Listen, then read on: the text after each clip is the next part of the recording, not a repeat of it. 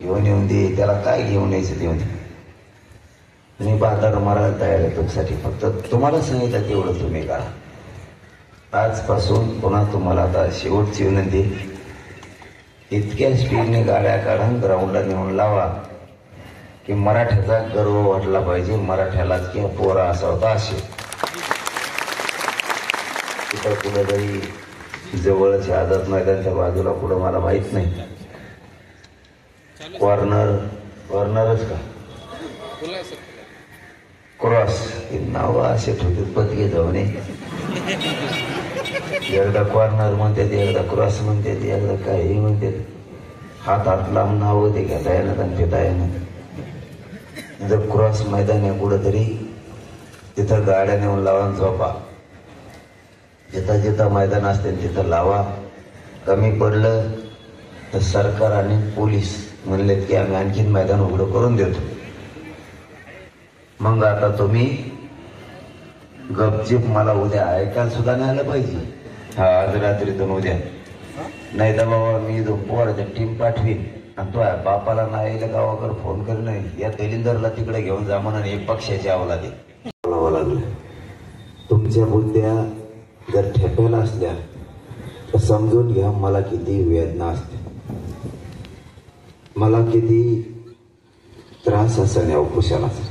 कोणासाठी? तुमच्या लेकरा बाळांसाठी मी एवढे कष्ट सहन करतोय. तुम्हाला आरक्षण देऊन तुमचे लेकरं सुखी समाधानी करायचे, पिढ्यानं पाळायचे, माझी जात मोठी करायची. त्यासाठी हे सगळे कष्ट मी भोगतोय. मी समाजाचा अपमान होईल, मान खाली होईल असं कधी वागत, हे माझं तुम्हाला शेवटचं सांगणं आहे.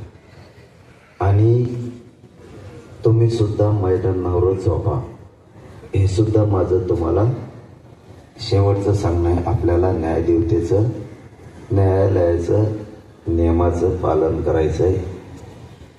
इथं बाजूला 200 मीटरवर कॉर्नर मैदान म्हणून आपल्याला ते खुलं करून दिलंय.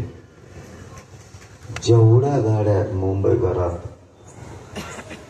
त्या पुऱ्या गाड्या तुम्ही मैदानावर लावा, मैदानावर झोपा, हे मला तुम्हाला शेवटचं सांगायचं. आणि जर तुम्हाला आरक्षण पाहिजे नसलं, तुम्हाला कोणाचं तरी ऐकून गोंधळ काही करायचा असला तर तुम्ही तुमच्या गावाकडं जाऊ शकता. मला माझ्या जातीला मोठं करायचंय, माझ्या जातीच्या लेकराला मोठं करायचंय. मला हेच शब्द बोलायसाठी